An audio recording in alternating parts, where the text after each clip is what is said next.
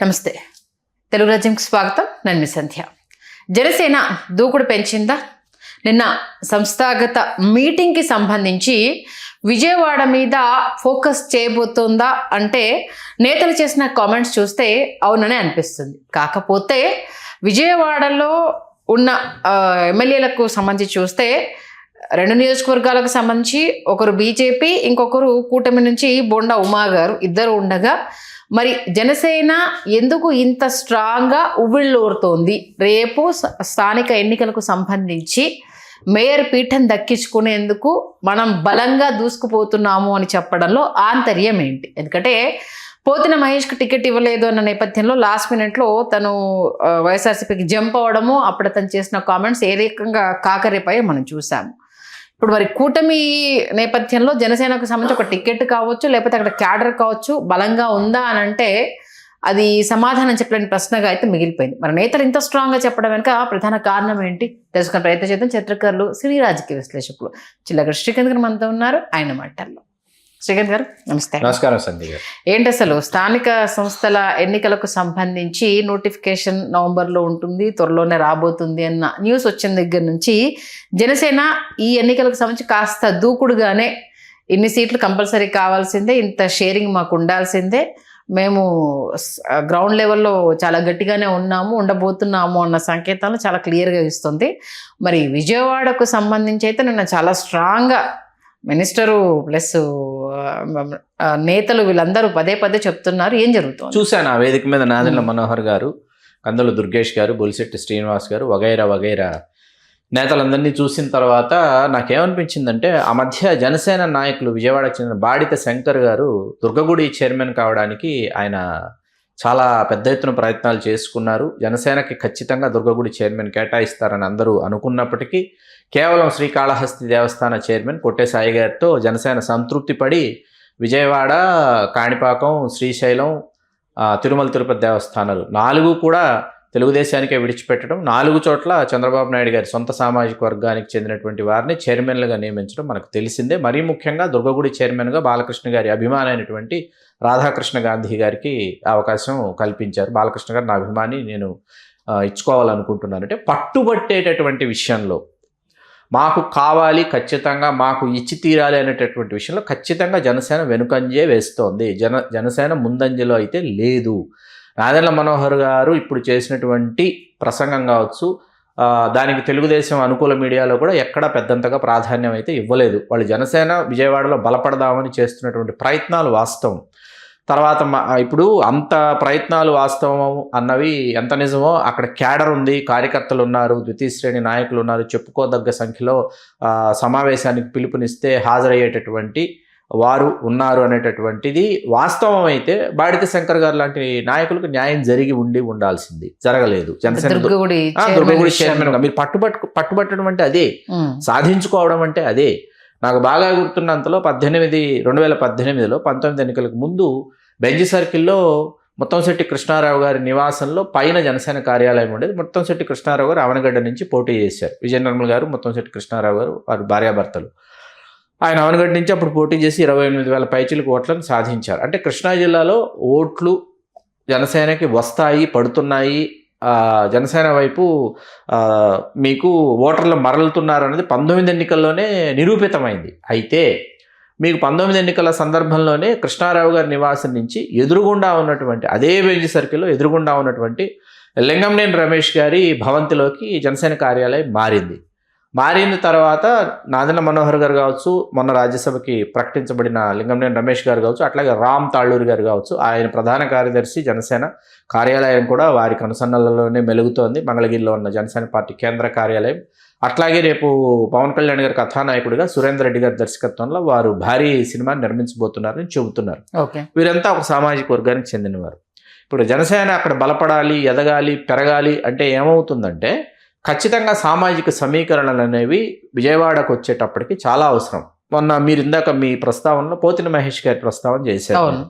Vijayawada 1 town అనేది ఏంటంటే నగరాలు, వైశ్యులు, ముస్లిం మైనార్టీలు, కాపులు, ఈ 4 సామాజిక వర్గాలు నిర్ణయాత్మక శక్తి. పోతిన మహేష్ గారు అక్కడ బలమైనటువంటి నగరాలు అనే సామాజిక వర్గానికి చెందినటువంటి వెనుకబడిన తరగతులకు చెందినటువంటి నేత.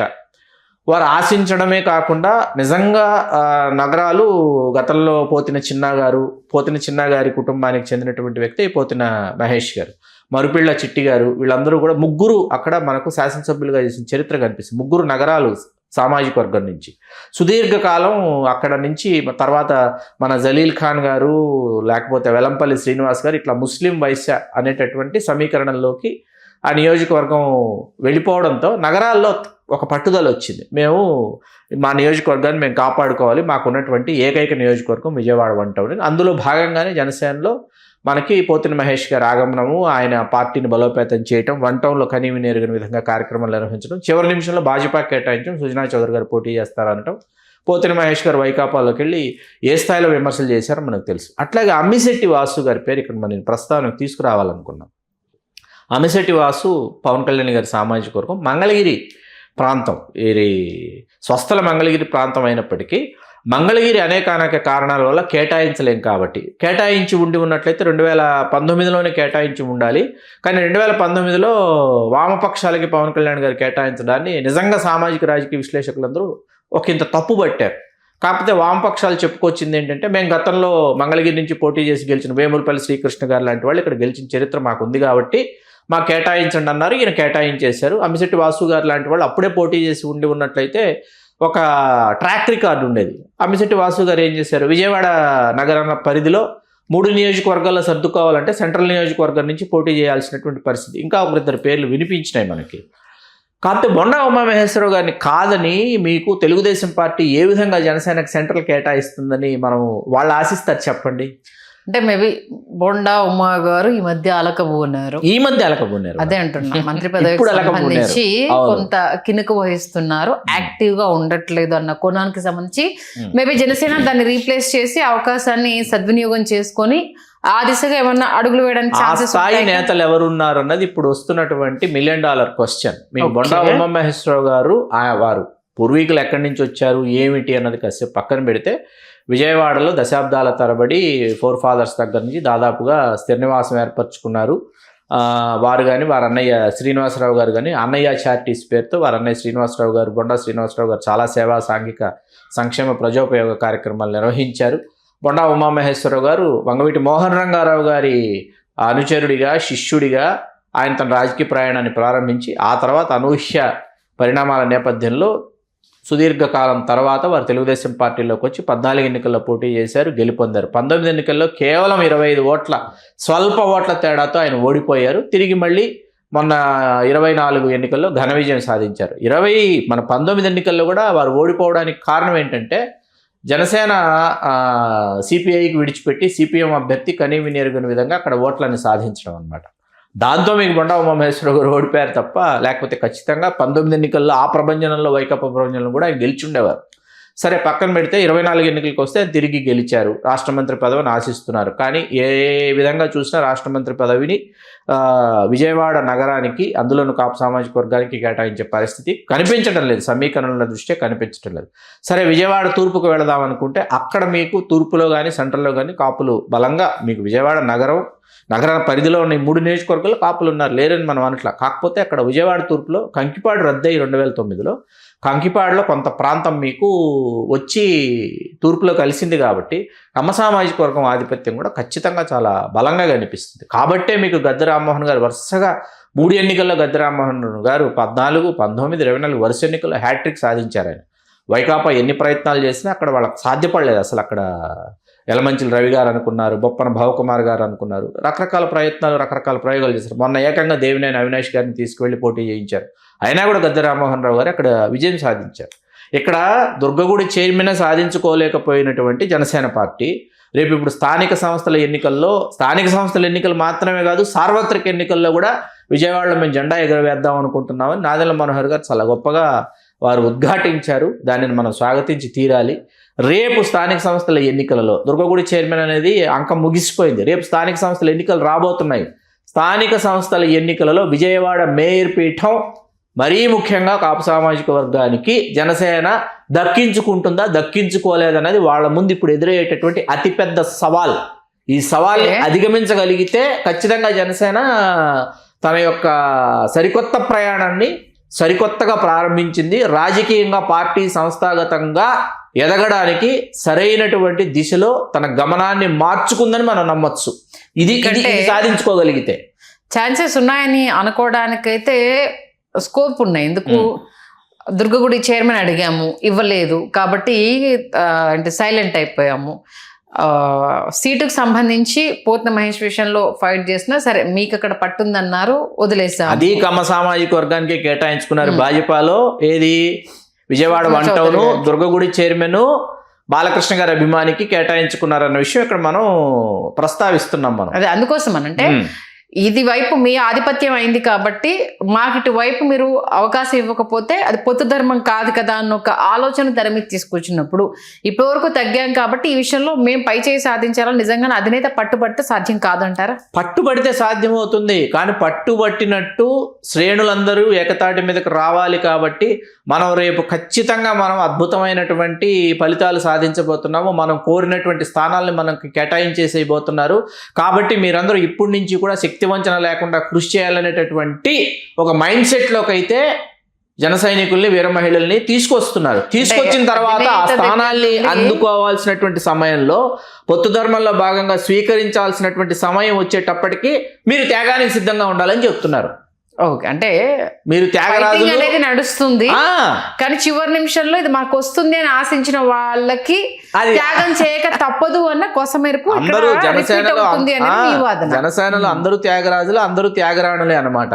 వాళ్ళ అధికార ప్రతినిధులుగానో లేకపోతే కంఠశోష చేసేటటువంటి వాళ్ళుగానో మిగిలిపోతున్నారు తప్ప మొన్న మధ్య ఎక్కడో ఉమ్మడి ప్రకాశం జిల్లాకు సంబంధించి వారిని ఎవరినో మీరు అధ్యక్షులు కావచ్చు కదా అని ఎవరినో ప్రశ్నించారు. ఎవరో ప్రశ్నిస్తే దానికి చాలామంది పెద్దవాళ్ళు ఉంటారు, వాళ్ళకి అవకాశం ఇవ్వచ్చు. మీ పార్టీలో మీరు చాలామంది పెద్దవాళ్ళు ఉంటారు, చాలామంది గొప్పవాళ్ళు ఉంటారు, వాళ్ళు అధ్యక్షులు అవ్వాలనుకుంటున్నారు, లేకపోతే వాళ్ళు ఇంకేదో కావాలనుకుంటున్నారని నిత్యము నిరంతరం పనిచేసే వాళ్ళు చెప్తుంటారు వీళ్ళు ఆశించకుండా.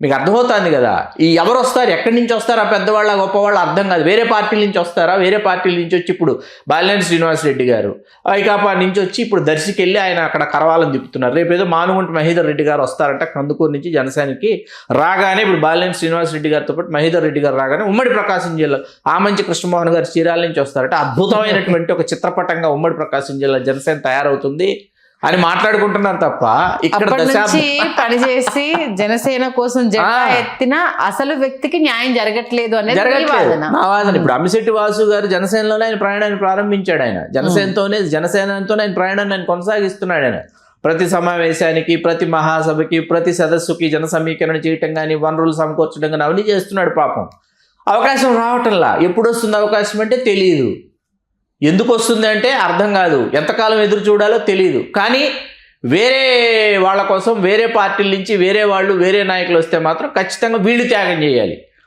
వాళ్ళు చేయరు. నాదెండ్ల మనోహర్ గారు ఆయన అసలు స్థానిక సంస్థల ఎన్నికలు అన్నారు, సార్వత్రిక ఎన్నికల్లో కూడా విజయవాడ నగరంలో జెండా ఎగరవేస్తాం, జయకేతనం ఎగరవేస్తాం. చాలా 3 సంవత్సరాలు ఉంది ఇంకా ఏది సార్వత్రిక ఎన్నికలు రావాలంటే. ముందు స్థానిక సంస్థల ఎన్నికల్లో ఖచ్చితంగా జనసేనకు రేపు ఎదురయ్యేటటువంటి అసలు సిసలైన సవాల్ ఏదైనా ఉందంటే విజయవాడ నగర మేయర్ పీఠంపై జనసేన జెండాని ఎగురవేయనివ్వండి. అది కూడా పవన్ కళ్యాణ్ గారి సామాజిక వర్గం నుంచి ఎగురవేస్తేనే పవన్ కళ్యాణ్ గారిని జన సైనికులు కావచ్చు, సామాజిక వర్గం కావచ్చు సొంతం చేసుకుంటుంది. సరే, మీ అంచనా ప్రకారం అది సాధ్యం అవుతుంది అనుకుంటున్నారా, అవ్వదు సాధ్యపడదు. కమ్మ సామాజిక వర్గానికి సాధ్యపడదు. కమ్మ సామాజిక వర్గంలో తెలుగుదేశం పార్టీ విజయవాడ నగర మేయర్ పీఠాన్ని కైవసం చేసుకోవడానికి వాళ్ళ వంతు ప్రయత్నాలు, మానవ ప్రయత్నాలు కాదు రాక్షస ప్రయత్నాలు వాళ్ళు చేసేశారు, చేస్తున్నారు, మొదలు పెట్టేశారు. కాబట్టి జనసేనది అడియాసే అవుతుంది అంతేనా? ఇప్పుడు మీరు జనసేన కాదు మేయరు, తెలుగుదేశం కమ్మ సామాజిక వర్గమే మేయరు. మరి జన సైనికులలో ఎవరికి ఎన్ని వార్డులు కేటాయిస్తారు, ఎన్ని వార్డులలో ఎవరికి మీరు ఏ సామాజిక సమీకరణాలని అనుసరించి మీరు కలుగిత కార్మికులు ఉన్నారండి విజయవాడ నగర పరిధిలో. తర్వాత యాదవ సామాజిక వర్గం చెప్పుకోదగ్గ సంఖ్యలో ఉంది. గుడివాడ నుంచి వచ్చి విజయవాడ స్థిరపడినటువంటి యాదవ సామాజిక వర్గం ఖచ్చితంగా ఉంది. అట్లాగే మీకు నగరాల గురించి మనం ఇందాక మాట్లాడుకున్నాం. ముస్లిం మైనార్టీలు ఉన్నారు, ఆర్యవైశ్యులు ఉన్నారు, బ్రాహ్మణ సామాజిక వర్గం విజయవాడ సెంటర్లో నిర్ణయాత్మక పాత్ర పోషించేటటువంటి ఓటర్లు బ్రాహ్మణ సామాజిక వర్గం. సత్యనారాయణపురం కావచ్చు, దుర్గాపురం కావచ్చు, ఈ ప్రాంతం అంతా కూడా బ్రాహ్మణ సామాజిక వర్గం యొక్క ఆధిపత్యంలో ఉంటుంది. సామాజిక సమీకరణాలు చెయ్యాలి. ద్వితీయ శ్రేణి నాయకులు ఉన్నారు, క్యాడర్ ఉంది, మేము సమావేశానికి పిలుపునిస్తే వందల సంఖ్యలో కాదు వేల సంఖ్యలో తరలి వచ్చేస్తున్నారు అని అనుకున్నప్పుడు వాళ్ళను మీరు నిర్ణయాత్మకంగా క్రియాశీలకంగా తీర్చిదిద్దుకోవాల్సినటువంటి అవసరం మీ భుజస్కంధాల మీద ఉంది.